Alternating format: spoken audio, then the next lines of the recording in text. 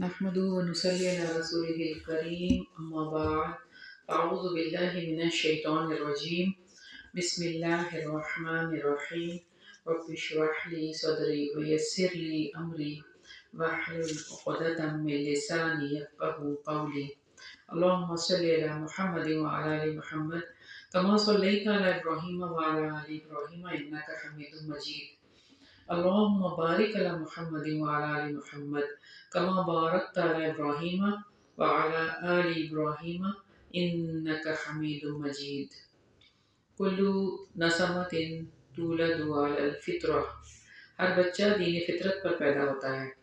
عن الاسود بن سریع قال اتيت رسول الله صلى الله عليه وسلم وغزوت معه فأصبت زهر أفضل الناس يومئذ حتى قتلوا الولدان وقال مرة ذرية فبلغ ذلك رسول الله فقال ما بال قوم جاوزهم القتل اليوم حتى قتلوا الذرية فقال رجل يا رسول الله إنما هم أولاد المشركين فقال ألا إن خياركم أبناء المشركين ثم قال ألا لا تقتلوا ذرية ألا لا تقتلوا ذرية قال كل نسمة تولد على الفطرة حتى يحب عنها لسانها فأبواها يحودانها وينصرانها. سیدنا اسود بن سری رضی اللہ عنہ کہتے ہیں کہ میں رسول اللہ صلی اللہ علیہ وسلم کے پاس آیا اور آپ کے ساتھ جہاد کیا حتیٰ کہ انہوں نے بچوں کو قتل کر دیا. جب یہ بات رسول اللہ صلی اللہ علیہ وسلم تک پہنچی تو آپ نے فرمایا لوگوں کو کیا ہو گیا کہ قتل اپنی حد سے تجاوز کر گیا ہے اور بچوں کو بھی تہہ تیغ کر دیا گیا ہے. ایک آدمی نے کہا اللہ کے رسول وہ تو مشرکوں کے بچے ہیں. آپ صلی اللہ علیہ وسلم نے فرمایا کہ تم میں مختار و منتخب لوگ بھی مشرکوں کے بچے ہیں. پھر فرمایا خبردار بچوں کو قتل نہیں کرنا، خبردار بچوں کو قتل نہیں کرنا. ہر انسان اسلام کی فطرت پر پیدا کیا جاتا ہے پیدا ہوتا ہے اور اس کی زبان بھی اس حقیقت کی وضاحت کرتی ہے. پھر اس کے والدین اسے یہودی یا نصرانی بنا دیتے ہیں. تو بچے جب تک نابالغ نہ ہو جائیں وہ کس پہ ہوتے ہیں؟ دین فطرت پہ ہوتے ہیں. تو ان کے والدین ان کو مجوسی یا نصرانی بنا دیتے ہیں. اور یہ بھی بات ہے نا کہ ایمان تو کبھی بھی کسی کے پاس آ سکتا ہے. یہ لیبل تھوڑی لگا ہوا کہ مشرکوں کے بچے تو مشرک ہی ہوں گے. جب ان کو اللہ تعالیٰ سمجھ دے دیں گے اور وہ اپنے اس سے اسلام لے آئیں گے. اسی لیے تو آپ صلی اللہ علیہ وسلم فرمائے تم میں بھی تو اتنے سارے لوگ ہیں جو مشرکوں کے بچے ہیں جو ایمان لے کر آ چکے ہیں. ٹیچر یہ جو اس کی زبان بھی اس حقیقت کی وضاحت کرتی ہے بچوں کی زبان یعنی جب بچے پیدا ہوتے ہیں ان کی کوئی زبان ہوتی نہیں ہے، پھر جیسی زبان ان کو سکھائی جاتی ہے اسی زبان کو وہ سیکھ لیتے ہیں.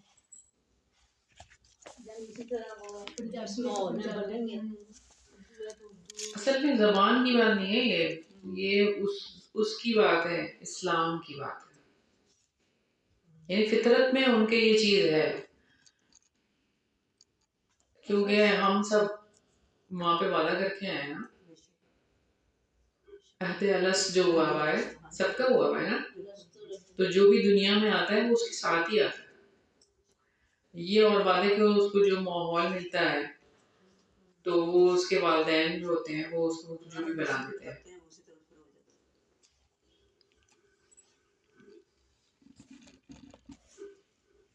ورنہ تو کوئی ایسی بات نہیں ہے. پنجابی آپ کہہ رہے ہیں، پنجابی تو سکھ بھی بولتے ہیں. زبان لینگویج سے کچھ نہیں ہوتا. بہت سارے عرب بولنے والے یہودی ہیں جو عربی زبان بولتے ہیں اور کئی مطلب وہ وہیں کے ہی ہیں، یعنی بائی برتھ وہیں کے ہی ہیں عرب کے، تو پھر کیا کہیں گے؟ اگلی حدیث ہے من سمع بیاسا النبی ثم لا یؤمن دخل النار، جس نے نبی صلی اللہ علیہ وسلم کی بعثت کے متعلق سنا پھر وہ ایمان نہ لایا تو وہ آگ میں داخل ہوگا۔ قال رسول اللہ صلی اللہ علیہ وسلم ما من احد يسمع بی من هذه الامہ ولا یہودی ولا نصرانی فلا يؤمن بی الا دخل النار هو من حدیث سعید بن جبیر رحمۃ اللہ تعالی وقد اختلف علیہ فی اسنادہ علی وجوہ ثلاثہ۔ رسول اللہ صلی اللہ علیہ وسلم نے فرمایا کہ اب اس امت کا جو فرد وہ یہودی ہو یا نصرانی یا کوئی اور میرے ظہور کے بارے میں سن کر مجھ پر ایمان نہیں لائے گا وہ جہنم میں داخل ہوگا۔ یہ حدیث سعید بن جبیر سے روایت کی گئی ہے اور ان پر 3 صورتوں میں سند کا اختلاف پایا جاتا ہے، یعنی سند جو ہے وہ مختلف جگہ سے آتی ہے۔ سند تو پتہ ہے نا آپ لوگوں کو، سند کیا ہوتی ہے؟ حدیث کے 2 حصے ہوتے ہیں، ایک سند ہوتا ہے اور ایک متن ہوتا ہے۔ سند وہ ہوتی ہے کہ کس نے بیان کیا، کس سے سنا، کس سے سنا، پھر کس سے سنا، پھر کس سے سنا، کس سے سنا، اور اس نے نبی پاک صلی اللہ علیہ وسلم سے سنا، اس کو سند کہتے ہیں۔ اور متن کیا ہوتا ہے؟ وہ بات جو آپ صلی اللہ علیہ وسلم نے کہی یا وہ عمل جو آپ صلی اللہ علیہ وسلم نے کیا یا وہ بات جو آپ صلی اللہ علیہ وسلم نے دیکھی اور اس کو صحیح قرار دیا، وہ متن ہے۔ تو یہاں سے جس چیز کا پتہ چلتا ہے وہ کیا، کیونکہ پہلی شریعت آئی حضرت موسیٰ علیہ السلام کی شریعت تورات، ٹھیک ہے، تورات کے بعد پھر کون سی شریعت ہوئی؟ انجیل آئی، اور انجیل کے بعد یعنی اس وقت پہ بھی، یعنی اس سے پہلے بھی جتنی کتابیں آئیں جو بھی آئیں، اس کے بعد جب دوسری آئیں تو پھر اس پہ سب کو ایمان لانا واجب ہو گیا، پھر تورات آئی سب کو اس پہ ایمان لانا واجب ہو گیا، پھر انجیل آئی تو اس کا مطلب کیا تھا؟ اب انجیل پہ ایمان لانا واجب ہو جائے گا۔ جو لوگ تورات کو مانتے ہیں وہ انجیل کو مانیں گے، تورات کو چھوڑ دیں گے، لیکن ایسا نہیں ہوا، یہاں سے خرابی شروع ہوئی، سمجھ آئی نا؟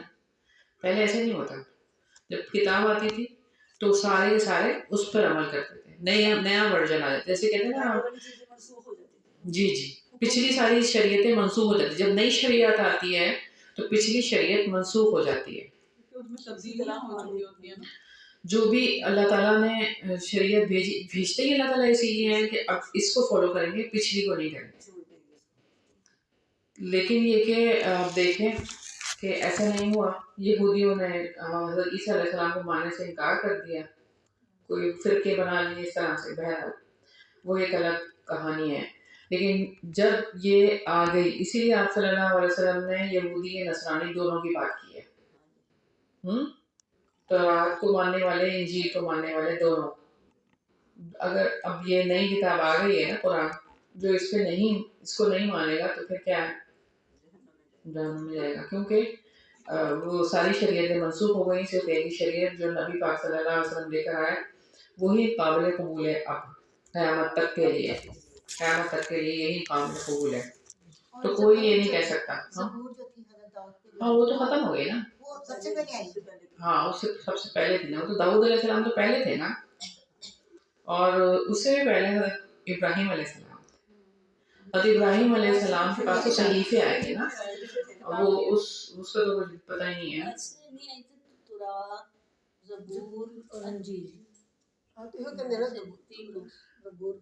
زبور پہلے ہے، داؤد علیہ السلام اور سلیمان علیہ السلام تو پہلے تھے نا، اس کے بعد موسیٰ آئے تھے، موسیٰ کے بعد عیسیٰ علیہ السلام آئے تھے۔ موسیٰ میں پہلے صحیفے آئے تھے نا، پہلے دوروں کے صحیفے آئے تھے، آدم علیہ السلام کے اوپر کوئی آئے تھے صحیفے؟ آدم علیہ السلام نبی تھے نا، صحیح، ہاں نبی تھے، تو نبی تو باجی وہ ہوتا ہے جو پچھلے رسول کی شریعت لے کے چلتا ہے، تو اگر ان کے پاس شریعت نہیں آئی تو پھر وہ اگلے ان کی نسل کیسے تو شریعت کی ضرورت ہی نہیں تھی نا اس وقت پہ، اللہ تعالیٰ نے جو ان کو سکھا کے بھیج دیا تھا جنت سے وہی کر رہے ہوں گے وہ.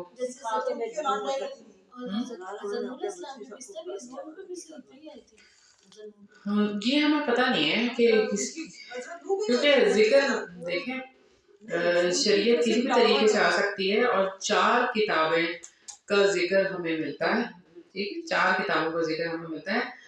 اللہ کو پتا ہے کہ اللہ تعالیٰ نے کتنے نبی بھیجے ہیں اور کتنی کتابیں بھیجی ہوں گی، یہ تو اللہ ہی بہتر جانتے ہیں. ہاں رسول وہ تو دعوت توحید دیتے رہے نا، توحید کے ماننے والے ہی نہیں ہوئے. جب ایک امت ہوگی پھر شریعت دی جائے گی. آپ صلی اللہ علیہ وسلم، ہاں تو سب پہ تو کتابیں نہیں نازل ہوئی، انہوں نے ان کو فالو کیا جو پہلے کی کتاب تھی. قرآن میں تو کسی کا ذکر نہیں ہے نا، قرآن میں تو جن کا ذکر ہے وہ ہمیں پتا ہے کہ 4 چیزوں کا ذکر آیا ہے. زبور کا بھی آیا ہے کہ حضرت داؤد علیہ السلام کے بارے میں آتا ہے کہ داؤد کس طریقے سے زبور پڑھتے تھے کہ ان کے ساتھ پرندے اور پہاڑ بھی مل جاتے تھے. اور تورات کا کہ تورات کی تختیاں جو ہے وہ حضرت موسیٰ علیہ السلام کو اللہ تعالیٰ نے کوہ طور پہ بلا کر ان کو دی تھی.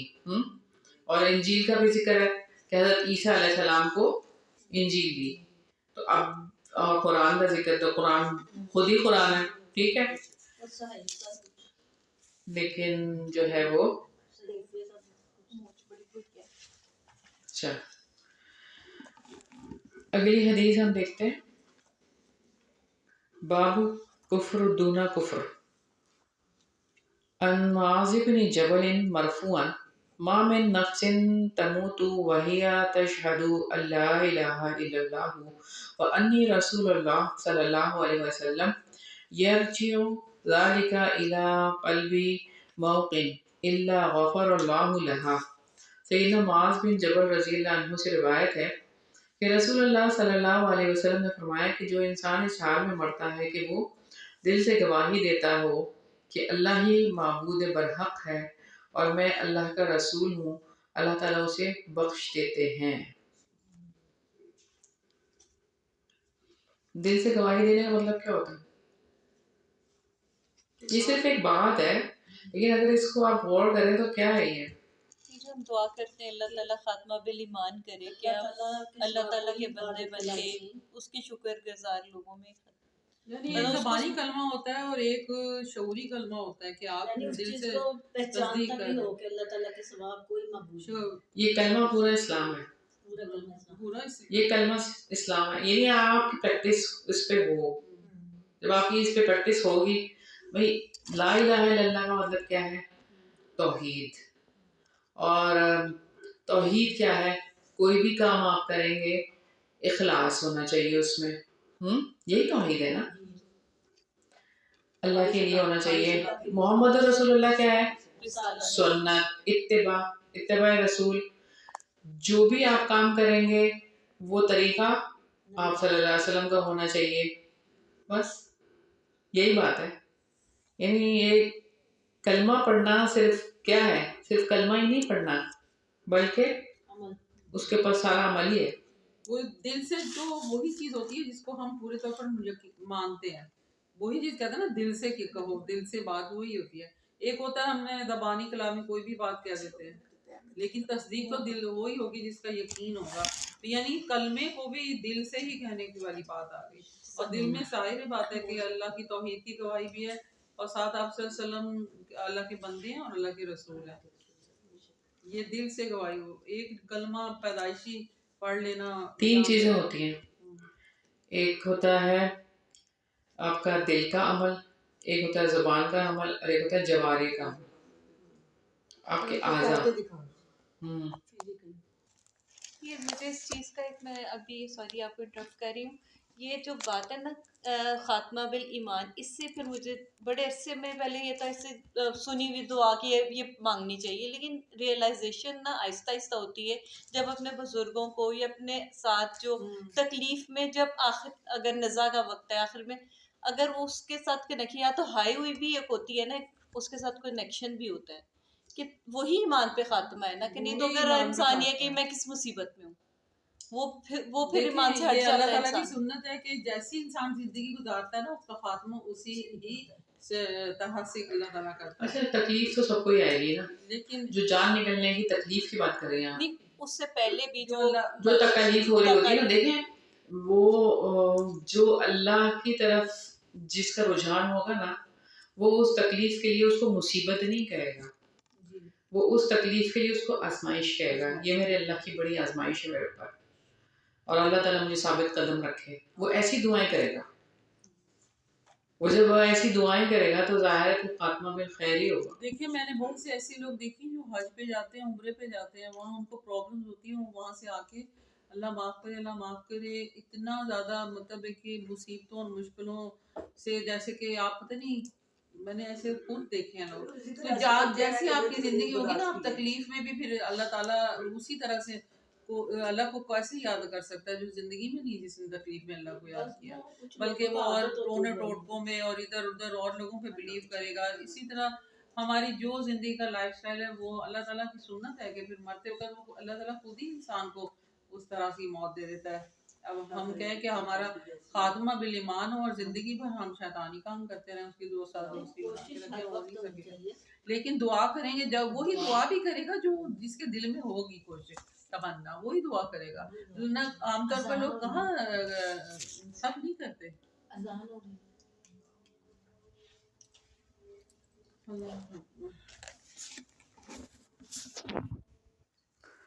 اچھا اگلی حدیث دیکھتے ہیں. مثل المؤمن خیر، مومن کی مثال اچھی ہے. عن ابی زرین وعبد اللہ بن عمر رضی اللہ عنہما مرفوعا مثل المؤمن مثل النحلة لا تأكل إلا طيبا ولا تزع إلا طيبا. سیدنا ابو رزین اور سیدنا عبداللہ بن عمر رضی اللہ عنہما سے روایت ہے کہ رسول اللہ صلی اللہ علیہ وسلم نے فرمایا کہ مومن کی مثال شہد کی مکھی کی طرح ہے جو زمین سے بطور خوراک پاکیزہ چیزیں استعمال میں لاتی ہے اور پاکیزہ پھل دیتی ہے. تو یہ اس میں آپ دیکھیں جب وہ کسی، یعنی یہ الفاظ بھی ہیں ایک روایت میں مسند احمد میں، وَوَقَعَتْ فَلَمْ تَقْصِرْ وَلَمْ تَفْسِدْ، جب وہ کسی لکڑی پر بیٹھتی ہے تو وہ نہ ٹوٹتی ہے اور نہ خراب ہوتی ہے. اس مثال کی توضیح یہ ہے کہ کامل ایمان مومن ہمیشہ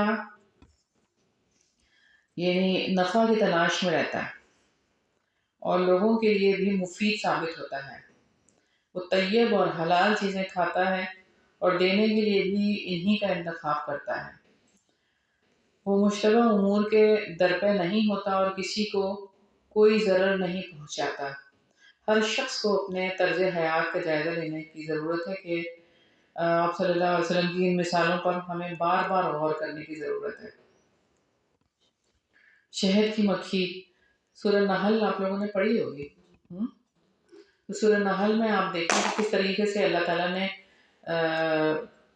بتایا ہے شہد کی مکھی کے حوالے سے، اور اس میں کیا ہے، اللہ کے حکم سے وہ سارا کچھ کرتی ہے. اور کتنا سا آدھی چمچ سے بھی کم شہد پوری زندگی میں اپنے ایک شہد کی مکھی وہ بناتی ہے، اللہ کی رہتی ہے.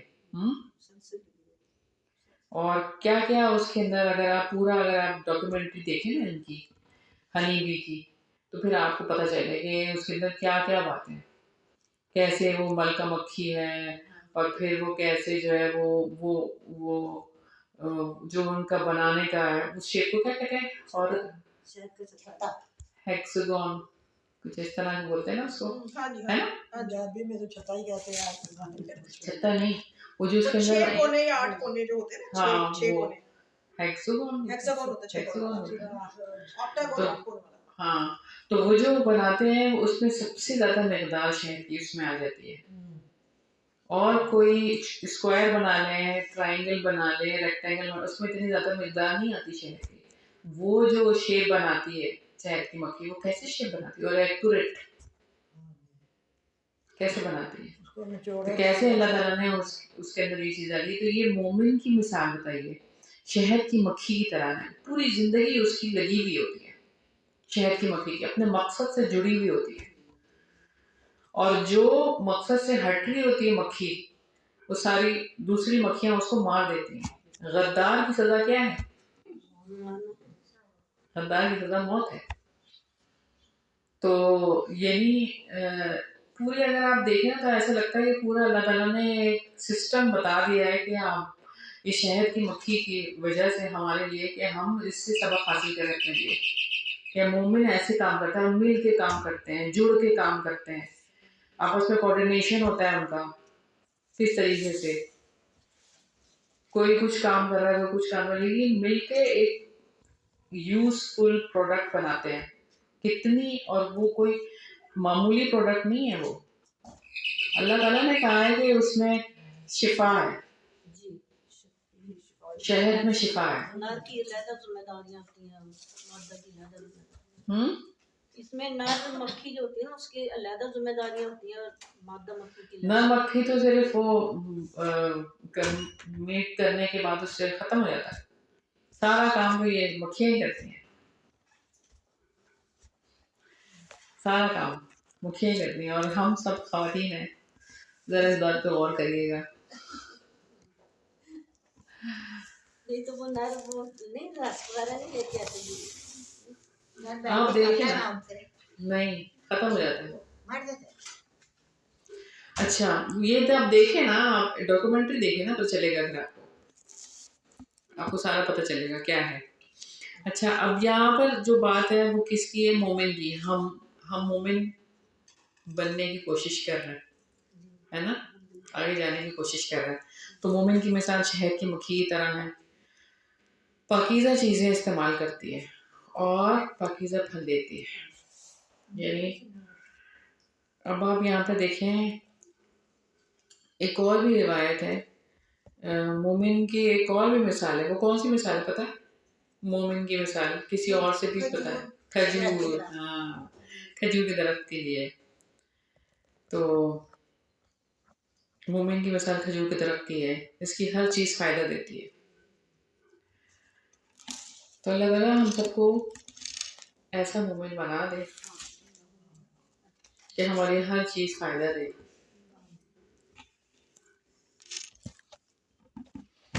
اگلی حدیث، باب دعوت الحق والخلاف حولها.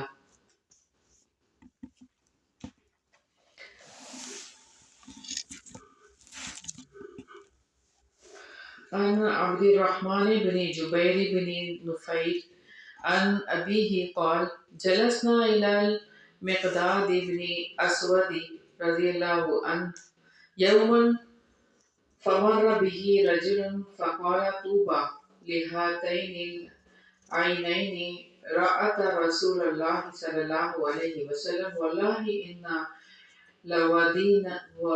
لوددنا أن رأينا ما رأيت وشهدنا ما شهدت فاستغرب فجعلت أعجب ما قال إلا خيرا.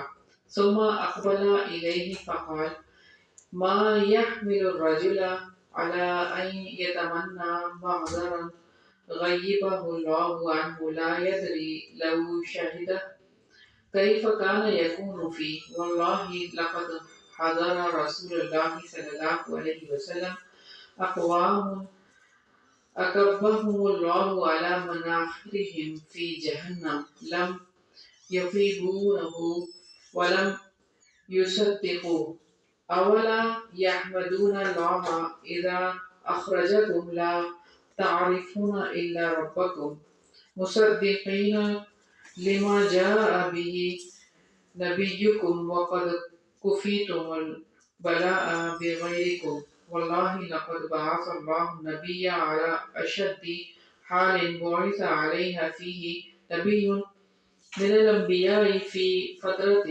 وجاهلية ما يرون أن دينا أفضل من عبادة الأوثان فجاء بفرقان فرق به بين الحق والباطل وفرق بين الوالد وولده حتى إن كان الرجل لا يرى والده وولده أو أخاه كافرا وقد فتح الله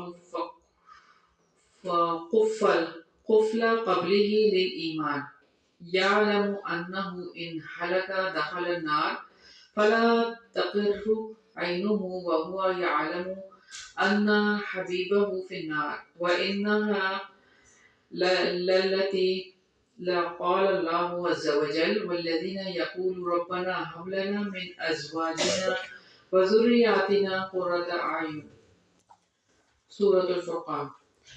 عبد الرحمن بن جبیر بن نفیل اپنے باپ سے روایت کرتے ہیں، وہ کہتے ہیں کہ ایک دن ہم سیدنا مقداد بن اسود رضی اللہ عنہ کے پاس بیٹھے ہوئے تھے، اتنے میں وہاں سے ایک آدمی کا گزر ہوا۔ اس نے سیدنا مقداد کو دیکھ کر کہا، ان دو آنکھوں کے لیے خوشخبری ہے جنہوں نے رسول اللہ صلی اللہ علیہ وسلم کا دیدار کیا۔ ہم چاہتے ہیں کہ جو کچھ آپ نے دیکھا ہم بھی دیکھتے اور جہاں جہاں آپ حاضر ہوئے ہم بھی وہاں پہنچتے، یعنی رسول اللہ صلی اللہ علیہ وسلم کی صحبت اختیار کی ہوتی۔ سیدنا مقداد غصے میں آ گئے۔ مجھے بڑا تعجب ہوا کہ اس آدمی نے خیر و بھلائی والی بات ہی کی ہے، یہ غصے کیوں ہو رہے ہیں؟ اتنے میں وہ اس آدمی کی طرف متوجہ اور کہا، کون سی چیز بندے کو اس بات پر اکساتی ہے کہ وہ ایسے مشہد کی تمنا کرے جہاں سے اللہ تعالیٰ نے اسے غائب رکھا ہو، کیونکہ وہ نہیں جانتا کہ اگر وہ اس وقت ہوتا تو کس حالت میں ہوتا۔ ذرا غور کرو کہ ایسے لوگ بھی تو رسول اللہ صلی اللہ علیہ وسلم کے پاس موجود تھے جنہیں اللہ تعالیٰ نے نتنوں کے بل جہنم میں گرا دیا۔ انہوں نے آپ کی دعوت قبول کی، نہ آپ کی تصدیق۔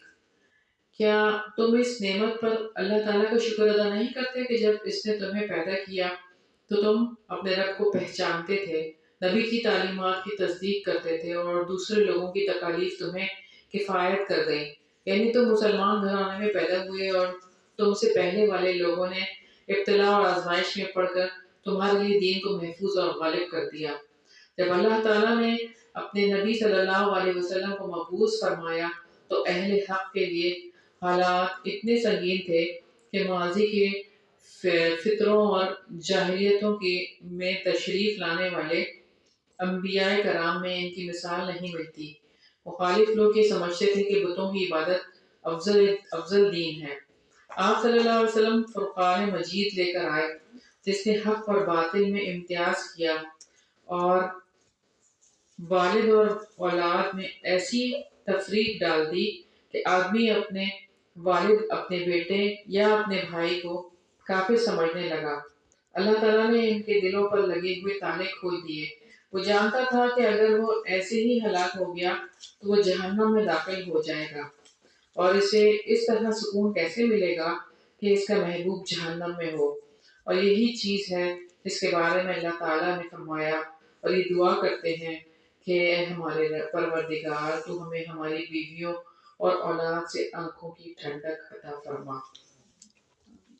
صرف اور صرف اللہ تعالیٰ نے انسان کی تخلیق کے زمانے کا فیصلہ کیا، اس لیے ہمیں اس بات پر شکر گزار ہونا چاہیے کہ اس نے ہمیں ایک مسلمان گھرانے میں پیدا کیا اور ایسے وقت میں پیدا کیا کہ قرآن اور سنت کی تمام شقوں پر عمل کرنا آسان۔ کوئی مشکل ہے؟ یہ ہماری سستی ہے نا اگر ہم نہیں کرتے تو۔ اس میں ان لوگوں کے لیے بھی وعید ہے جو مسلم ماحول میں پیدا ہونے کے باوجود دائیں بائیں کی مارتے رہتے ہیں اور براہ راست قرآن و حدیث کی طرف نہیں پلٹتے، پتہ نہیں کیا کیا پڑھتے رہتے اور قرآن کی طرف نہیں آتے، حدیث کی طرف نہیں آتے اور دوسری چیزیں پڑھتے رہتے۔ سیدنا مقداد رضی اللہ عنہ کہتے ہیں کہ آپ صلی اللہ علیہ وسلم فرقان مجید لے کر آئے جس نے حق اور باطل میں امتیاز کیا اور والد اور اولاد میں ایسی تفریق ڈال دی کہ آدمی اپنے والد، اپنے بیٹے یا اپنے بھائی کو کافر سمجھنے لگا۔ آج دیکھ لیں آپ کفر کے فتوے کیسے لگتے ہیں۔ اس سے معلوم ہوتا ہے کہ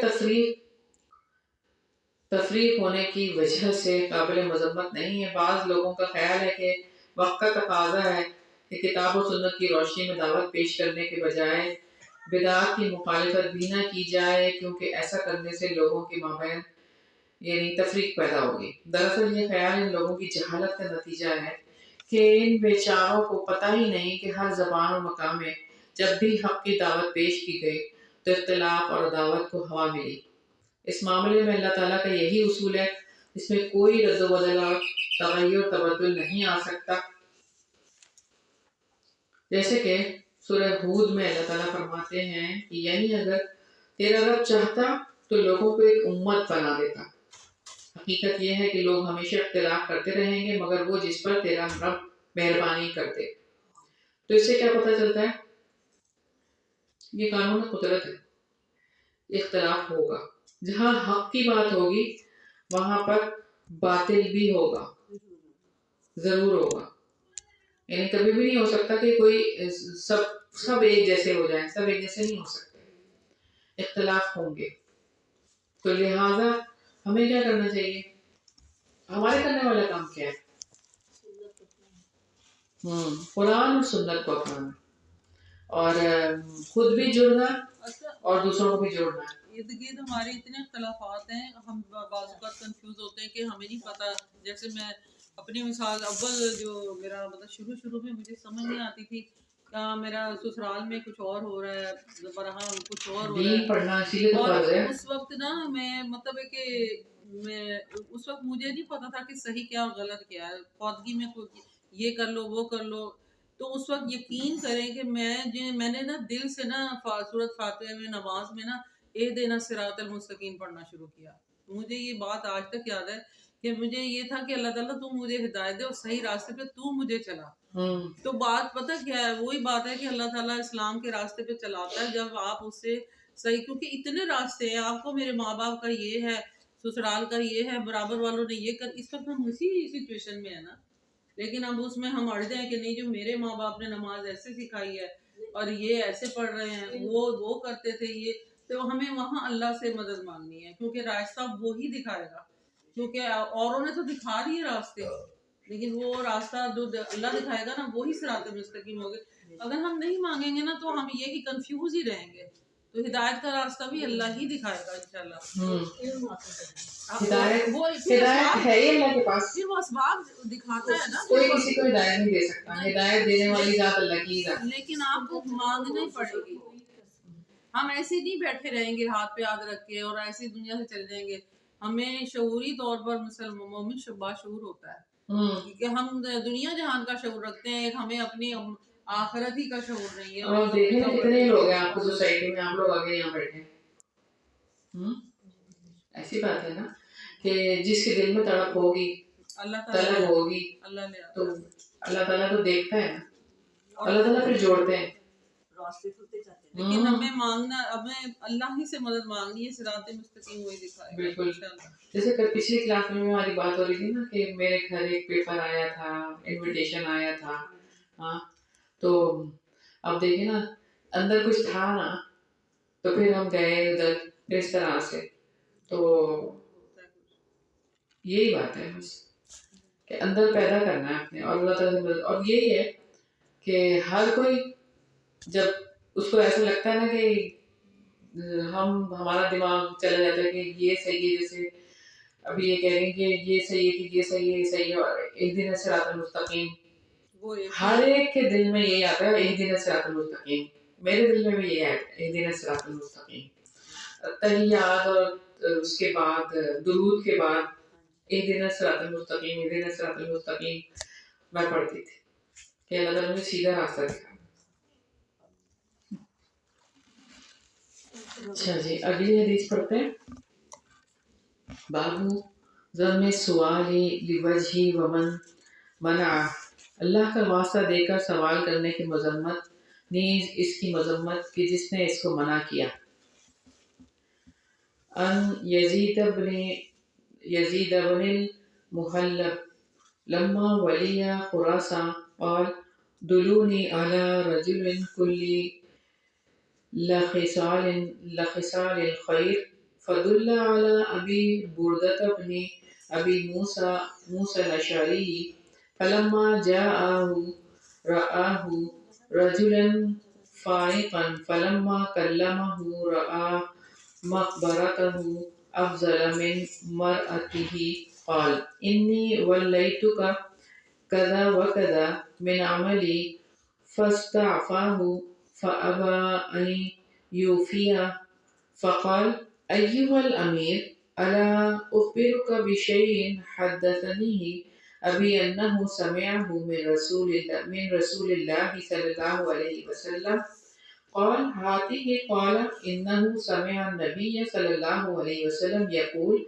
من تولى عمله وهو يعلم أنه ليس لذلك العمل أهل فليتبوأ مقعده من النار قال وأنا أشهد أيها الأمير إني لست بأهل لما دعوتني إليه فقال له يزيد ما زدت إلا أن حرضتني على نفسك ورغبتنا فيك فاخرج إلى أهدك فإني غير موفيك ثم فخرج كذا الأصل ولعل الصواب فخرج ثم أقام فيه ما شاء الله أن يقيم واستأذنه بالقدوم عليه فأذن له فقال أيها الأمير ألا أحدثك بشيء حدثنيه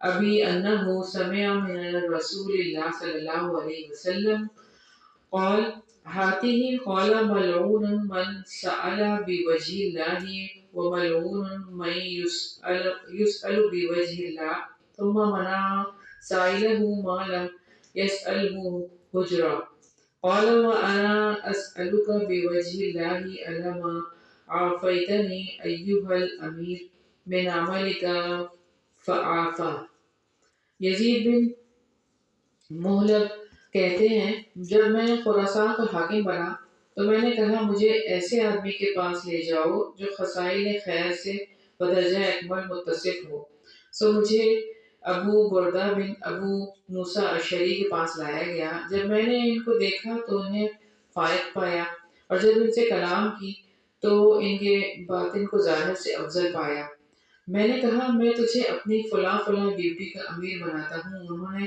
معذرت کرنا چاہی لیکن میں نے ان کی معذرت قبول کرنے سے انکار کر دیا انہوں نے کہا اے امیر کیا میں تجھے ایک حدیث بیان نہ کروں جو میرے باپ دادا نے رسول اللہ صلی اللہ علیہ وسلم سے سنی میں نے کہا بیان کیجیے انہوں نے کہا میرے باپ نے نبی کریم صلی اللہ علیہ وسلم کو یہ فرماتے ہوئے سنا کہ جس آدمی نے ایسے کام کی ذمہ داری قبول کی جس کا وہ اہل نہیں تو وہ اپنا ٹھکانہ جہنم میں تیار کر لے امیر صاحب میں گواہی دیتا ہوں کہ میں اس ذمہ داری کا اہل نہیں ہوں جو آپ مجھے سونپنا چاہتے ہیں میں نے ان سے کہا تیری ساری گفتگو نے مجھے مزید آمادہ کیا ہے اور رغبت دلائی کہ یہ عہدہ تجھے ہی سونپا جائے لہٰذا جا اور یہ ذمہ داری سنبھال لے اب میں تجھے معاف نہیں کروں گا یہ سن کر وہ چلے گئے کچھ وقت وہاں ٹھہرے رہے اور اپنی ذمہ داریاں ادا کرتے رہے ایک دن امیر یزید کے پاس آنے کی اجازت طلب کی جب اجازت ملی تو انہوں نے آ کر کہا اے امیر کیا میں تجھے ایسی حدیث بیان نہ کروں جو مجھے میرے باپ نے رسول اللہ صلی اللہ علیہ وسلم کے حوالے سے بیان کی انہوں نے کہا بیان کیجیے ابو بردہ نے کہا وہ حدیث یہ ہے وہ آدمی ملعون ہے جس نے اللہ تعالیٰ کی ذات کا واسطہ دے کر سوال کیا اور وہ بھی ملعون ہے جس سے اللہ کی ذات کے واسطے سے سوال کیا گیا اور اس نے سائل کو کچھ نہ دیا اللہ یہ کہ وہ کسی بےہودہ چیز کا سوال کرے اب میں اللہ تعالیٰ کی ذات کا واسطہ دے کر آپ کو سوال کرتا ہوں کہ اے امیر اس عہدے کے سلسلے میں میری معذرت قبول کرو بس انہوں نے ان کی معذرت قبول کر لی مذہب ہو یا سیاست دونوں میدانوں میں آج اب دیکھیں کہ لوگوں نے عہدے قبول کرنے کے لیے بازی لگا رکھی ہے کوئی رقم کے چکر میں ہے تو کوئی اپنا مقام بنانے کے چکر میں ہے تو کوئی اپنا ڈیرہ آباد کرنے کے چکر میں ان لوگوں کو اپنی ذمہ داریوں اور قوم کی امانتوں کا خیال تو شاید ہو بھی پتہ نہیں کیسے ہے ابو بردہ کی طرح گھروں میں بیٹھنے کی عافیت سمجھے اگر یہ سوچ رہے نا ذرا سا بھی تو جیسے وہ کہہ رہے تھے کہ میں یہ ذمہ داری نہیں اٹھا سکتا اتنی بھاری ذمہ داری جیسے کہ ایک روایت میں آپ دیکھیں کہ حضرت عبداللہ بن عباس رضی اللہ عنہ سے روایت ہے کہ ہم بیٹھے ہوئے تھے کہ رسول اللہ صلی اللہ علیہ وسلم ہمارے پاس تشریف لائے اور فرمایا کہ میں تمہیں اس شخص کے بارے میں بتاؤں جو منزلت کے اعتبار سے سب سے بہتر ہے. ہم نے کہا کیوں نہیں؟ آپ صلی اللہ علیہ وسلم نے فرمایا کہ وہ آدمی ہے جس نے اللہ تعالیٰ کے راستے میں اپنے گھوڑے کا سر تھاما ہوا ہے، یعنی لڑنے کے لیے گھوڑے سمیت تیار ہے، حتیٰ کہ وہ مر جاتا ہے یا شیر سے شہید کر دیا جاتا ہے. پھر فرمایا اب کیا میں تمہیں اس شخص کے بارے میں بتاؤں جو اس کے بعد مرتبے والا ہے؟ ہم نے کہا جی ہاں اے اللہ کے رسول. آپ صلی اللہ علیہ وسلم نے فرمایا کہ وہ آدمی ہے جو کسی گھاٹی میں پروکش ہے اور نماز قائم کرتا ہے، زکوٰۃ ادا کرتا ہے اور لوگوں سے الگ تھلگ رہتا ہے. پھر فرمایا اب کیا میں تمہیں اس شخص کے بارے میں بتلاؤں جو مرتبے میں اس سے برا ہے، سب سے برا ہے؟ ہم نے کہا جی ہاں اے اللہ کے رسول. آپ نے فرمایا کہ وہ ہے جس سے اللہ جو عظمتوں والا ہے کے نام پر سوال کیا جائے لیکن پھر بھی وہ نہ دے. انہوں نے ایتھے کہنا جن نے سوال اللہ دی ذات دا واسطہ نہیں کیتا وہ ملعون تے جن دے اگے کیتا وہ کیوں ملعون ہے؟ انہیں دتا نہیں تھا. اے نہیں سمجھ لگی بات. ہاں یہی تو بات ہے، انہوں نے اللہ دی ذات دے واسطے منیا نہیں.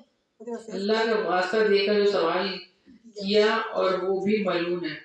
یہ سوال کرنے والا سوال کرنے والا یہی نا، وہ جو مانگنے والے، وہ مانگنے والے. اور دوسری جو بات آ رہی ہے، دوسری بات یہ ہے کہ جب اس کو واسطہ دیا جائے تو پھر اسے پورا کرنا ہے، پورا بھی کرنا ہے. اور اسی لیے شاید اس کو منعون کیا جب وہ نہ پورا کہ کرے گا دوسرا انکار کر دے تو اس کو کتنی بڑی یعنی ہے کہ اللہ دی ذات وہ نہیں منیا. اور وہ ہے کہ ان لوگوں کو ہم نے وہ تو نہیں کرتے ہیں، ہم منع تو نہیں کرتے ہیں، ہم دیتے ہیں. کیا دیتے ہیں؟ پیسے نہیں دینے چاہیے، کوئی بھی چیز دے دینی چاہیے. وہ نا وہ مانگتے تو ہے ہی نا. اب یہ کتنی بڑی بات ہے نا، معلوم کی بات آ جاتی ہے نا، تو اس میں کیا ہے کچھ بھی دے دیں، بے شک دعا ہی دے دیں. دعا تو دے سکتے ہیں، سلام کر سکتے ہیں. نہیں وہ تو دعا تو اللہ بھلا کرے، یہ تو چلو کہہ دیا. وہ تو دیکھ کے پروفیشنل ہوتے وہ ہیں، نہیں لگ رہا ہوتا ہے کہ یہ حقدار ہے ہی نہیں. ہاں وہ کہتے ہیں اللہ کے واسطے یہ دے دو، اللہ رسول تو وہ بھی اللہ کا واسطہ تو دیتے ہی ہیں نا. بات یہ ہے، بات یہ ہے نا، حقدار کی بات ہی نہیں ہے نا یہاں پہ، اللہ کے واسطے کی بات ہے. نہیں وہ تو سائل کو منع کرنا نہ جھڑکنا ہے ہی نہیں نا، کہ وہ تو لیکن بعض اوقات ایسا ہوتا ہے کہ ایک جگہ پہ ڈھیر لگ جاتے ہیں، ایک کو دے دیا جائے نا وہاں پر ڈھیر نہیں. لگ ہم کئی لوگ اللہ کا واسطہ دے کے جو مانگ رہے ہیں نا، بات یہ کہ وہ ملعون وہ بھی ہیں اور جو ان کا سوال پورا نہ کرے وہ بھی ملعون ہے. اور اللہ کا سوال کرنے میں تو یہ ہے نا کہ بھئی اس کے پاس ہے بھی پھر بھی وہ مانگ رہے ہیں. اب یہ بھی تو ہے نا اللہ کا واسطہ دے کوئی اللہ کا واسطہ دے کے مانگے گا جو ظاہری بات ہے کہ چلیں اس کو آگے پڑھتی ہوں میں. مانگنے والے تو ابتدائی حدیث میں مجاہد کی فضیلت اور عظمت کا بیان ہے. وسط حدیث عام لوگوں سے الگ تھلگ رہنے والے جس فرق کا ذکر ہے. دوسرے ارشادات نبویہ کی روشنی میں اس کو اس وقت پر محمول کیا جائے گا کہ جب لوگوں کے اندر رہ کر بسیار کوشش کے باوجود بعض برائیوں سے بچنا ناممکن ہوگا. اس زمانے میں خلوت نشینی اختیار کرنے والا فرد عظیم ہوگا. آخری حدیث میں جس بدبخت کا ذکر کیا گیا ہے اس سے دو افراد میں سے ایک مراد ہے. اگر آخری جملے کو الذی یسأل باللہ العظیم ولا یعطی بھی، وہ ہے جس سے اللہ جو عظمتوں والا ہے کے نام پر سوال کیا جائے لیکن وہ پھر بھی نہ دے، پڑھا جائے تو اس سے مراد وہ شخص ہوگا کہ اللہ تعالیٰ کے نام پر جس سے کچھ مانگا جائے لیکن وہ پھر بھی کچھ نہ دے. اور اگر اس جملے کو الذی یسأل باللہ العظیم ولا یعطی بھی، وہ ہے جو اللہ جو عظمتوں والا ہے کے نام پر سوال کرتا ہے لیکن اس کو پھر کچھ نہیں دیا جاتا، پڑھا جائے تو اس سے سوال کرنے والا خود مراد ہوگا جو لوگوں سے کچھ مانگنے کے لیے اللہ تعالیٰ کا نام استعمال کرتا ہے لیکن پھر بھی اسے کچھ نہیں دیا جاتا. حدیث کے آخری حصے سے معلوم ہوتا ہے کہ لوگوں سے دنیاوی چیزوں کو سوال کرتے وقت اللہ تعالیٰ کی ذات کا واسطہ دینا حرام ہے، اور جو اللہ تعالیٰ کی ذات کا واسطہ دے دے، اسے کچھ نہ دینا حرام ہے۔ آئی بات سمجھ میں؟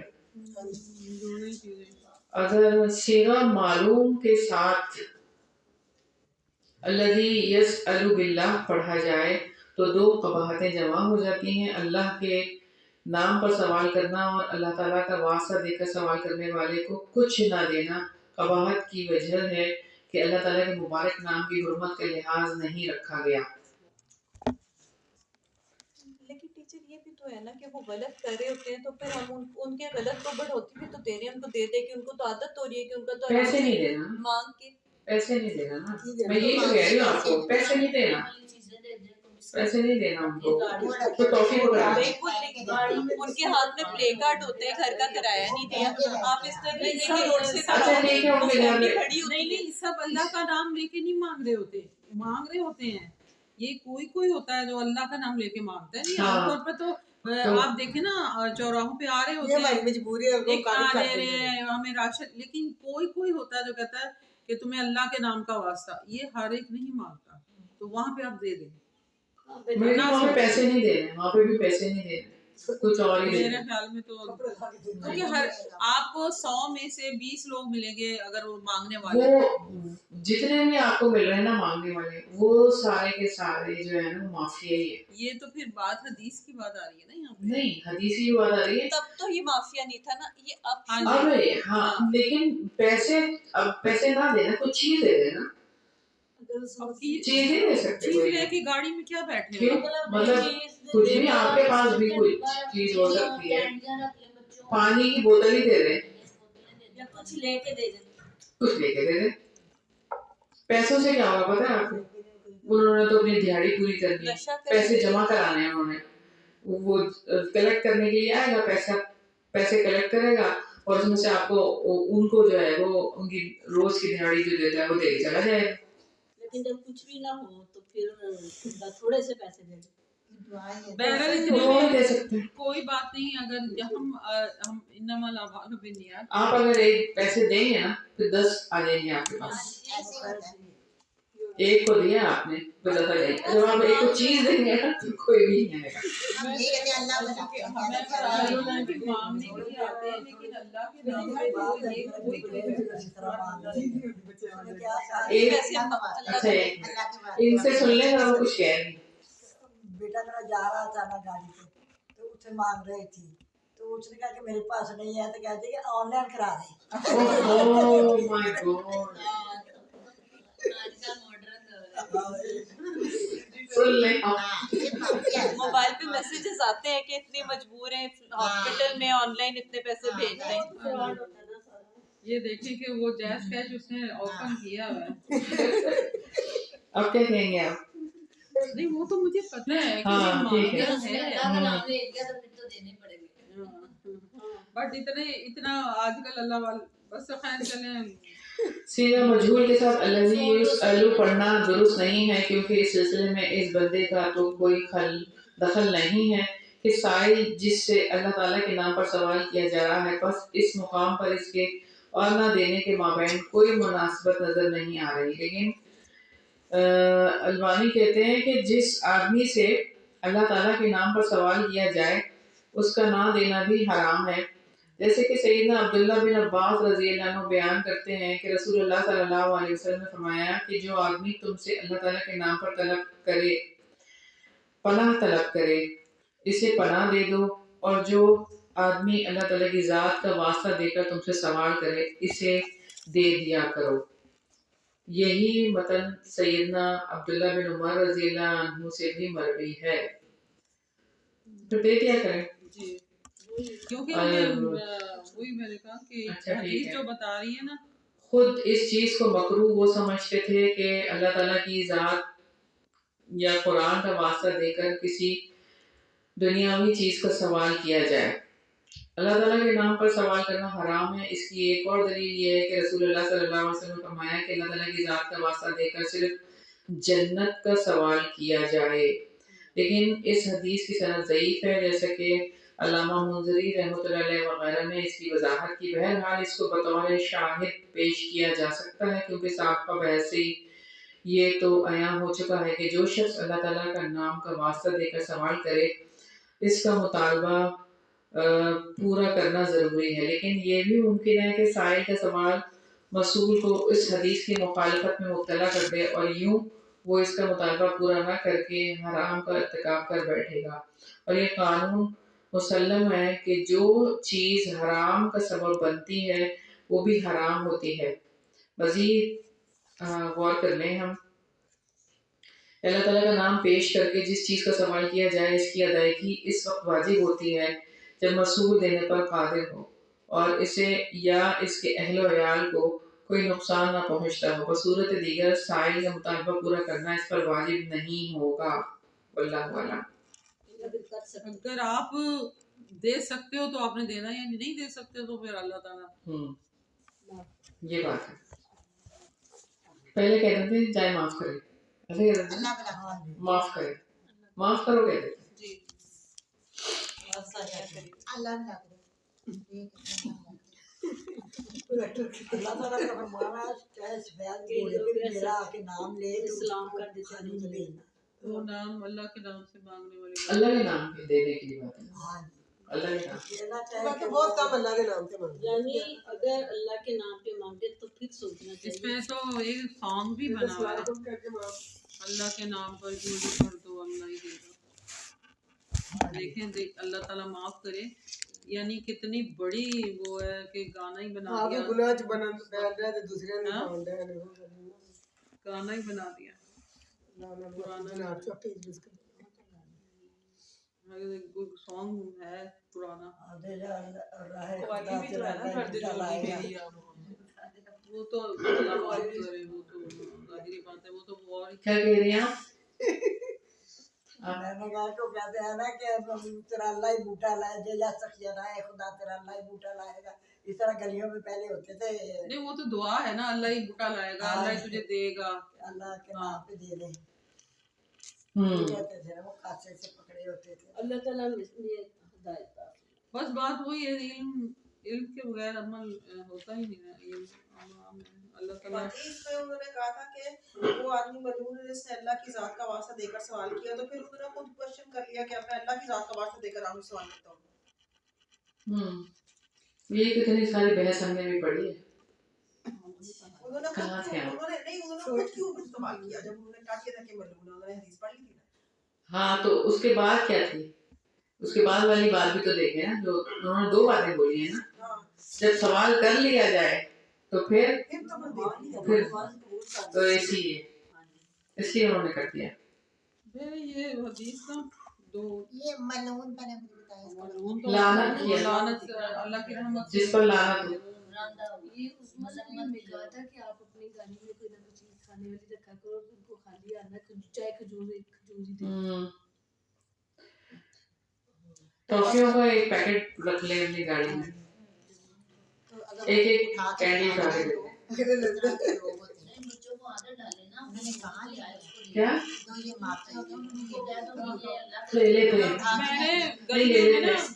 میں نے گرمیوں میں فریز میں بوتلیں رکھی ہوئی تھی، تو میں نے جاتے ہوئے نا وہ بچہ آیا، بہت دھوپ تھی، میں نے اس کو دیا، وہ آگے جا کے سیل کرنا شروع کر دیا۔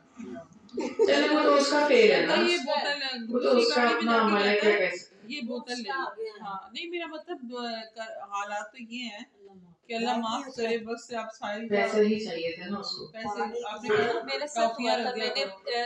فقیر آیا، میں نے کھانا دیا، مجھے اچھی طرح یاد ہے، میں نے جس ڈبے، اور میرے پاس ڈسپوزیبل ڈبہ تھا، اس کے اندر روٹی سالن تھا اور اوپر روٹی رکھ کے شاپر میں دیا۔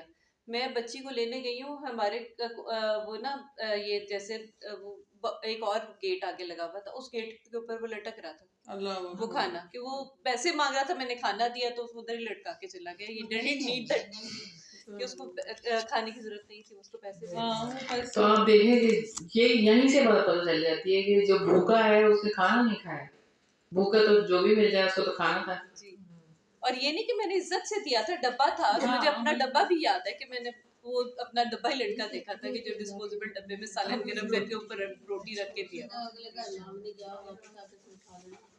یہی بات ہے نا، اسی لیے تو کہا جا رہا ہے کہ آپ کو چیز دے دیں بس۔ पैसे ना दे इनको, चीज तो वापस कर दे तो ठीक है वो फेंक के लटक कोई और ले लेगा। ਮੈਂ ਲੇਕਿਨ ਕਈ ਇਹ- ਸਾਡੇ ਸਾਹਮਣੇ ਖਾਲੀ ਜਗ੍ਹਾ ਕਈ ਲੋਕਾਂ ਦੇ ਕੰਮਾਂ ਵਾਲੀਆਂ ਦੇ ਆਂਦੀਆਂ ਲੰਘਦੀਆਂ ਵੇਖ ਰਹੇ, ਸਾਡਾ ਤੇ ਜ਼ਿਆਦਾ ਆਣ ਜਾਣ ਬਾਹਰ ਰਹਿੰਦਾ, ਲੋਕ ਸ਼ਫਰ ਉੱਥੇ ਹੀ ਸੁੱਟ ਜਾਂਦੀਆਂ ਨੇ ਸਾਲਣ ਵਾਲੇ ਦੀ ਭਾਵੇਂ ਅਗਲੇ ਜੋ ਮਰਜ਼ੀ ਉਹਨੇ ਸੁੱਟ ਜਾਂਦੀਆਂ ਨੇ, ਉਹ ਕਹਿੰਦੇ ਹਰੇ ਸਾਨੂੰ ਝੂਠਾ ਦਿੱਤਾ ਹੈ ਜਾਂ ਕੀ ਦਿੱਤਾ ਹੈ, ਉਹ ਸੁੱਟ ਜਾਂਦੀਆਂ। वो उनका फेल है हम ये तो ਮੈਂ ਕਈ ਦਫਾ ਸੁੱਟਦੇ ਖੁਦ ਦੇਖਿਆ ਨਹੀਂ ਪਿਆ नहीं ਦੇਖਿਆ वो उसमें तो कोई उनका फेल नहीं कह सकते। ਉਹ ਬਣਾ ਵੀ ਨਹੀਂ पेट भरे नहीं सकते, इसका मतलब देने की जरूरत नहीं। ਗੱਲਾਂ ਹਦਾਇਤ ਦੇਵੇ ਉਹਨਾਂ ਨੂੰ। खाने में काम करती हूँ ਹਾਂ ਉਹ ਤਾਂ ਬੜੀ ਜਾਂਦੀ ਹੈ। बाज रिश्तेदार होते हैं ना, वो खुद मानते हैं कि हम चले, हम हैं, हमें दो। और बाजों के पास होता है, वो खुद ही कहते हैं नहीं आप हमें दो अपना महीने का जो भी निकालेंगे, उनके लिए नहीं बनता हमें। जिसके पास क्या होता है मतलब बात भाई, देखिए ना, एक तो होता है ना कि सफेद पोश है जी, जो मिस्कीन है, वो तो मानते ही नहीं है। वो नहीं मांगते, इसलिए कह रही हूँ। रिश्तेदार कहते हैं जो मांगे हमें उसको दे।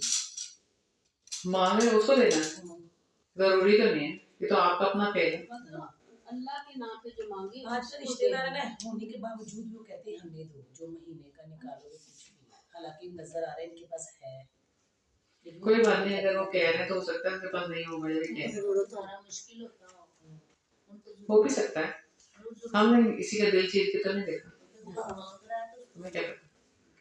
खुद ही ख्याल करना चाहिए, देखना चाहिए कि रिश्तेदारों को कि इनके पास क्या है और क्या नहीं, पता चल ही जाता है।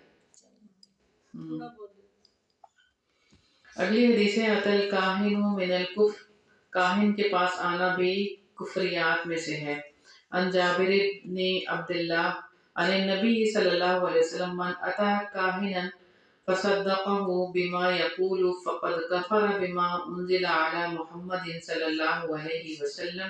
सैयदना जाबिर बिन अब्दुल्लाह रज़ियल्लाहु अन्हुमा से रिवायत है कि रसूलुल्लाह सल्लल्लाहु अलैहि वसल्लम ने फरमाया कि जो नजूमी के पास गया और इसकी बात की तस्दीक की, इसने मोहम्मद सल्लल्लाहु अलैहि वसल्लम पर नाजिल होने वाली शरीयत के साथ कुफ्र किया। अब आप देख लें यहाँ पे नजूमी के पास जाना और इसकी बात की तस्दीक करना क्या है, कि जैसे शरीयत का इनकार कर दिया आप सल्लल्लाहु अलैहि वसल्लम, उसकी जो भी उसने बात बताई है उसको मान लेना। और यहाँ तक भी आता है कि अगर कोई काहिन के पास गया है, सिर्फ गया है, तस्दीक किए ना, यहाँ पर तो, वहां पर तो सिर्फ गया है एक रिवायत में, तो उसकी 40 दिन की इबादत कबूल नहीं होती। हाँ, खुलूस वाली, हाँ। मता युअख़ज़ु रजुलु फ़ी उमूरिल जाहिलिया, जाहिलियत वाले कामों में इंसान का मौक़िज़ा कब होगा। अन इब्न मसूद रज़ियल्लाहु अन्हु क़ाल रजुलुन या रसूलल्लाह अनुआख़ज़ु बिमा अमिलना फ़िल जाहिलिया क़ाल मन अहसना फ़िल इस्लामी लम युआख़ज़ बिमा अमिला फ़िल जाहिलिया व मन असाअ फिल इस्लाम उखिज़ा बिल अव्वली वल आखिर। सैयदना अब्दुल्लाह बिन मसूद रज़ियल्लाहु अन्हु कहते हैं कि एक आदमी ने कहा, ए अल्लाह के रसूल, हमने दौरे जहलियत में किन बुराइयों को इर्तिकाब किया, क्या इनकी वजह से हमारा मौक़िज़ा होगा। आप सल्लल्लाहु अलैहि वसल्लम ने फरमाया कि जो अपने इस्लाम में हुस्न पैदा कर लेता है, इससे दौरे जहलियत में की गई बुराइयों की बास पुर्स नहीं होगी, और जो इस्लाम कबूल करने के बाद भी बुराइयां करता रहता है, इससे पहले और पिछले सब गुनाहों की पूछगछ होगी। तो हमें फिर क्या करना है भाई, तौबा, सच्ची तौबा, तौबा तो नसूहा करना। कि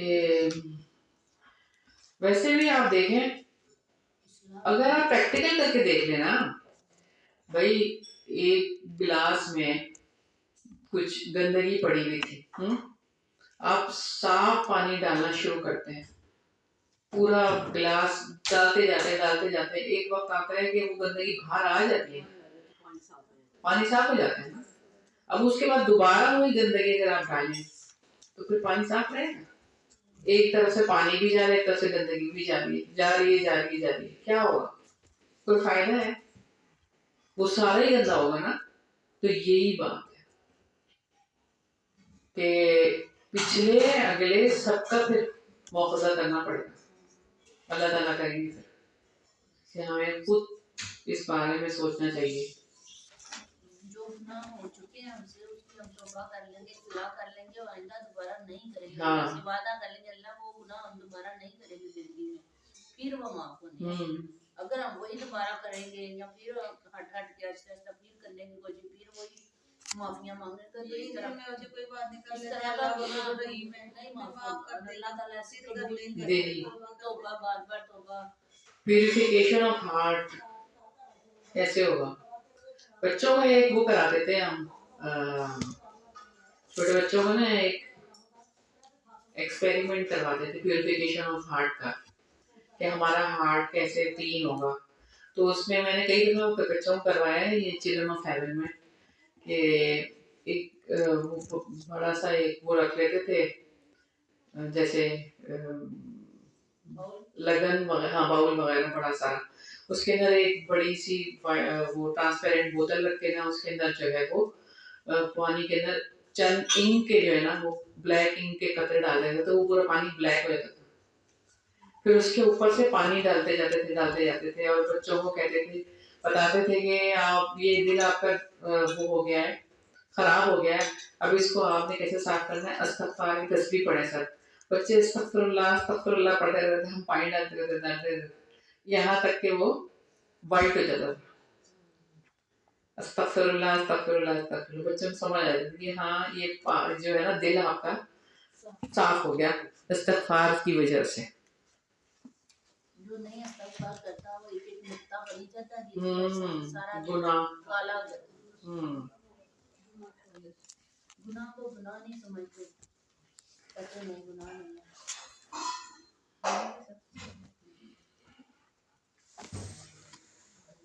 اگلی حدیث ہے ان ابی ذر قال قال رسول اللہ صلی اللہ علیہ وسلم من احسن فیما بقی غفر له ما مضى ومن اساء فیما بقی اخذ بما مضى وما بقی.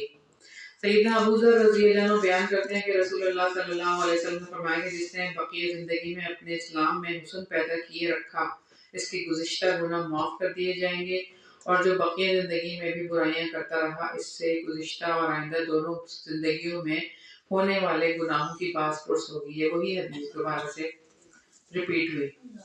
اذا اسلم الرجل وله مثل المسلم, جب کوئی شخص اسلام قبول کرے تو اس کے لیے وہی ہے جو ایک مسلمان کے لیے ہے. ان ابی امامۃ الباہلی قال كنت تحت راحلة رسول اللہ صلی اللہ علیہ وسلم فی حجۃ الوداع فقال قولا حسنا فقال فيما قال من اسلم من اہل الكتاب فله اجره مرتين وله مثل الذي لنا وعليه مثل الذي علينا ومن اسلم من المشركين فله اجره وله مثل الذي لنا وعليه مثل الذي علينا. سیدنا ابو امامہ باہلی رضی اللہ عنہ کہتے ہیں کہ میں حجۃ الوداع کے موقع پر رسول اللہ صلی اللہ علیہ وسلم کی سواری کے نیچے کھڑا تھا. آپ نے بہت اچھی باتیں ارشاد فرمائیں. ان میں سے ایک بات یہ بھی تھی جو اہل کتاب یہودی یا نصرانی مسلمان ہوگا اسے 2 اجر ملیں گے, نیز اسے وہی حقوق دیے جائیں گے جو ہمارے ہیں, اور اس پر وہی ذمہ داریاں عائد ہوں گی جو ہم پر ہوتی ہیں. اور جو مشرک مسلمان ہوگا اسے 1 اجر ملے گا اور اسے بھی وہی حقوق نصیب ہوں گے جو ہمیں ہوتے ہیں, اور اسے وہی ذمہ داریاں چکانا ہوں گی جو ہم چکاتے ہیں. تو کیا پتہ چلا اس سے مسلمان ہونے کے بعد کیا ہوگا, سارے وہی کام کرنے پڑیں گے, حقوق بھی ویسے مل جائیں گے. شرط کیا ہے مسلمان ہونا, چاہے وہ کوئی بھی ہو. لیکن آپ کو پتہ ہے کہ یہودی جو ہے, صرف یہودی جو ہے نا, وہ اب ان کے مذہب میں کوئی انٹر نہیں ہو سکتا کوئی اور. یعنی کوئی اٹھ کے کہے نا کہ میں یہودی بننا چاہتا ہوں, وہ نہیں بن سکتا. نسل در نسل یہودی ہیں. وہ کہتے ہیں ہماری نسلیں جو ہے نا بس وہی یہودی ہیں بس, اور کوئی نیا بندہ انٹر نہیں ہو سکتا. यहूदियत में। अच्छी बात है ये तो, अच्छी बात है, फैलाइए। पता लगे बंदा यहूदी तो उस वक्त दुनिया में छाए हुए हैं, वो तो अच्छा दुनिया यहूदी छाए हुए हैं। के लोग हैं वो यहूदी अगर होना चाहिए, मुसलमान तो नहीं होंगे वो भी, वो एक्सेप्ट ही नहीं करेंगे। हाँ हिंदू तो हो जाए, हिंदू नहीं, हम मुर्तद कुछ भी मर्जी हो जाए, हिंदू मुर्तद हो जाएंगे। जो मुर्तद हो इस्लाम से मुंह फेर ले, कौन? कुछ भी हो जाए। हिंदू बन सकता है, क्रिश्चियन से यहूदी नहीं बन सकते, तो क्या कोई बंदा हिंदू बन सकता है? बनते हैं लोग, अपना मजहब चेंज कर लेते हैं। वही जो अल्लाह माफ इधर करे, इंडिया में बहुत सारे क्रिश्चियंस हैं, वो हिंदू बन जाते हैं। सारे मुशरिक ही है ना, मुशरिक तो जो नाउजुबिल्लाह इस्लाम से मुर्तद हो जाता है, जो मर्जी बन जाए, हिंदू बन जाए, काफिर बन जाए, मुसलमान जो होता है ना वो यानी कि अगर कोई, क्योंकि कोई भी मजहब है ही नहीं, ये तो बनाए हुए हैं ना। यानी अहले किताब जैसे यहूदी नसरानी उनके लिए दो वजह है मुसलमानों में तो, और मुशरिक जो है वो मुसलमान तो एक जगह, और जिम्मेदारियां वो सारी वही उनके जो मुसलमान होने के बाद वही होंगी जो हमारे मुसलमान। हाँ जी, वो तो सारी वही होंगी, उनको सारा कुछ वैसे ही नजर मिलेगा।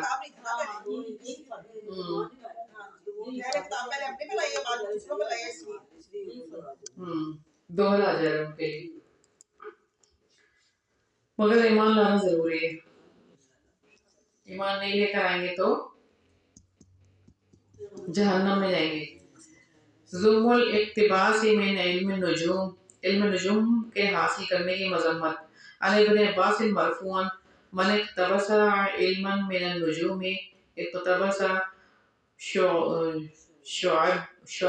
शुअबतन मिन सिहर। सैयदना अब्दुल्लाह बिन अब्बास रज़ियल्लाहु अन्हु से रिवायत है, रसूलुल्लाह सल्लल्लाहु अलैहि वसल्लम ने फरमाया, जिसने इल्म नजूम हासिल किया इसने जादू के एक जुज की तालीम हासिल कर ली। इल्म नजूम क्या होता है? तारों का। तो ये हाथ तो क्या कहते हैं? Astronomy, astrology. और ये हाथ देखना ये भी इल्म नजूम है। हाथ हाँ, palmist, हाँ। नजम की जमा है किसमें आता है? किस्मत होता है। पामिस्ट एक वो हाथ देखकर लकीरें देख के, लकीरों का इल्म क्या होता है? वो उसको क्या कहते हैं? बाजी कहानत मेरे ख्याल में गई कहानत, उसमें आप हाँ ये कहानत है। नजूम तो वो सितारों का इल्म होता है ना, लेकिन ये कि इसके अंदर यहाँ मतलब तो नजूम की बात हो रही है, नजूम की बात है। हाँ, ये सितारा क्या कहेगा, आपका सितारा गर्दिश में है, आपका ये है, ये हफ्ता कैसा लगेगा, ये सारी बातें जो है, ये चीजें पता है। स्टार्स जो होते हैं कि मेरा ये स्टार है, तुम्हारा क्या स्टार है, ये अकीदा तौहीद के खिलाफ है। हाँ शिर्क है, शिर्क है। शिर्क है। नहीं ऐसे है कि जो पामिस्ट जब लकीरें देखते हैं ना, वो ये कहता है कि लकीरें बदलती रहती हैं, मतलब आपके हाथ की लकीरें ना चेंज होती रहती हैं जवानी में।